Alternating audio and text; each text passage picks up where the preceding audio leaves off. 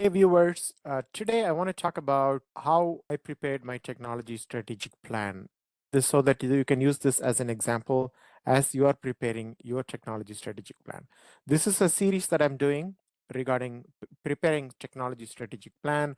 And in my last video, I talked about why do you need a technology strategic plan in addition to your organization's overall strategic plan. If you haven't watched that video, please go ahead and click the link above where you see the link to the video and take a look at that. And my name is Riaz Yusuff. I am a Chief Information Officer at a large community college in the Chicago area. And I would like you to subscribe to this channel so that you can get notified of any new videos that I'm publishing in a timely manner. Now, getting into the subject. At my college where I work, we have put together 8 technology strategic goals. So just to give you an idea, the document itself has more information than the strategic goals. So this is a comprehensive document and it's not public, so I won't be able to share it with you, but I'll give you just an idea on the structure. The first part of the document is introduction, what this document is about, what is the purpose of this document, who are the intended audience, so on and so forth. And then we have a section for vision. What is the vision of the organization? And then what is the vision of the technology usage at the organization to support the overall vision of the organization? Then we have a section for mission of the organization and followed by what is the technology mission to support the overall mission of the organization. And then we have values of the college. So we have 4 different values: integrity, respect, excellence, collaboration, which is listed on our website. So we have a section talking about our values. And then we have an executive summary that talks about the 8 goals that I mentioned. I'm going to read the goals to you. Those goals are listed with a summary of what those goals are. Okay. Now, the 8 goals that I have in our strategic plan are student success, teaching and learning, digital transformation, IT staffing and services, accessibility, information security and risk management, analytics and operational excellence, and lastly, IT project management. So I will mention briefly about each of these goals. So if you take the student success as a technology strategic goal, we are all about success of the students as a college. So making sure that the classroom, the technology that are supporting the students beyond the classroom are in supportive of making sure the students are successful and making sure that we are using sustainable, innovative technology solution and so on and so forth. What that is about. The teaching and learning, similarly, making sure that information technology continuously evaluates technology, partnering with stakeholders to provide best resources leading to productive teaching and learning. And then making sure that the instructors are having access to cutting edge technology so that they can do their jobs best. Third goal, digital transformation. This is an overarching goal, and we want to make sure that we partner with the technology team, partners with the rest of the college to deploy innovative solutions and grow and further the mission of the college. So this is the overarching goal, like I said, digital transformation, and it touches almost every single thing that we do nowadays. So that's one of the goals. And then IT staffing and services is the fourth goal, making sure that we anticipate and respond to the changing technological needs of the college and its students, faculty, and staff, because those are critical for the success of the college. And next goal, fifth goal, is accessibility. Initially, when we started putting together this technology strategic plan, by the way, I have a video about how we approach the technology strategy. It's not just one man's decision or one woman's decision. It's the entire college coming together and thinking about technology strategy. That's how I approached it, and that's a very successful format. So I would encourage you to do as well. Instead of just limiting the input to a small group of people, typically a lot of times that happens at the leadership level. I wouldn't encourage that. Instead, involve your key stakeholders, involve your customers, in our case, students. We involved all those people, making sure that we produce something that works for everyone, that's meaningful for everyone. So as we were working through those initial draft of the technology strategic plan, we didn't have a separate goal for accessibility. We had accessibility, we had planned to bake in accessibility part of every other goal. As we were seeking feedback from our college staff, faculty, and students, it was obvious to us that we need to have accessibility as a separate goal. It didn't strike to us until we reach out to the broader audience. So that's the benefit. That's the kind of evaluation that you will see by involving the key members of the organization, the entire organization, not excluding any particular roles. So we have accessibility as a goal, making sure that we prioritize digital accessibility for the college and for the students and staff and faculty. And number 6 is information security and risk management. I don't have to elaborate this particular topic. Information security is at the top of every leader nowadays, not just IT leaders, also the organizational leaders, because the information security attacks are widespread nowadays and it's becoming more and more common. So it only makes sense for organizations to develop their strategy around information security and risk management.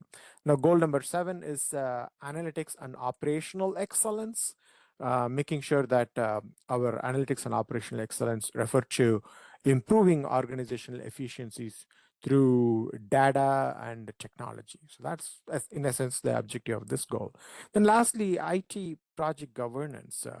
I put together a governance process a couple years back, and that process basically involves making sure that the college stakeholders are approving of and prioritizing the efforts that are put forth. So that's basically the idea behind the IT governance structure, making sure that whatever we are investing in is being vetted and approved by the appropriate stakeholders. So those are the 8 goals. I will list those goals in the notes as well for your reference. So in the document itself, after I listed the goals with the summary of what the goals are, each goal has its own page or two, and that's where the action items and objectives are captured. So I'll give you an idea on how the format looks. So let's take student success as an example. So for the student success goal, we have a page, and that goal is listed as student success, and then there is a description of the goal, and underneath that it's a tabular format, a table with 2 columns. So the first column is objectives, the second column is action items.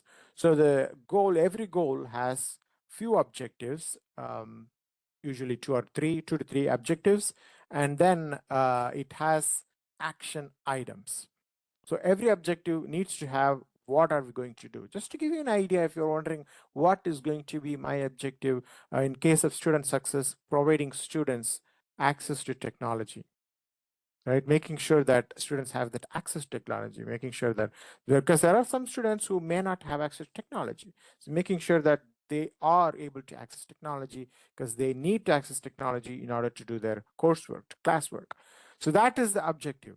Now the action items in connection to the objective, making sure that one of the action items we have is the ease of use with virtual access to specialty software. Because some of the students, if they are in interior design, for example, they may be using CAD as a specialty software, and they might not have access to the specialty software. So in that case, the action item is to providing them a virtual access to a specialty software that they need for their classwork.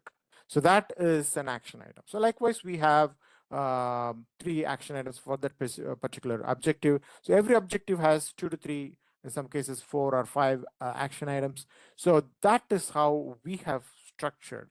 So you may choose to go with a different format. That's okay. It doesn't matter what format you use, but this is the format that we used. We listed objectives on one side, then action items on the other side pertaining to each of those objectives. The other thing we did to make sure that we are tying everything to whatever possible other relevant document is. Everywhere we put the objectives in the document, in parentheses, we mentioned this aligns with organizational strategic goals, number X and number Y, like that. So we have our overall strategic goal. Again, I have a different video talking about why do you need to have separate strategic goals for the entire organization as well as for the technology. So refer to that so you get a better idea. So in that overall organizational strategy, we have number of goals. Now we wanted to tie how this objective ties to our strategic goals, which strategic goal it aligns to. Now we are not talking about technology strategy because the objectives I mentioned as an example here are currently tying to student success. We know that tie within the technology strategy. But I'm talking about the tying the objective, the technology objective to the organizational objective so that you are connecting the dots, right? So whoever is working on this objective and the action item, they can now connect the dots and realize, now I get it.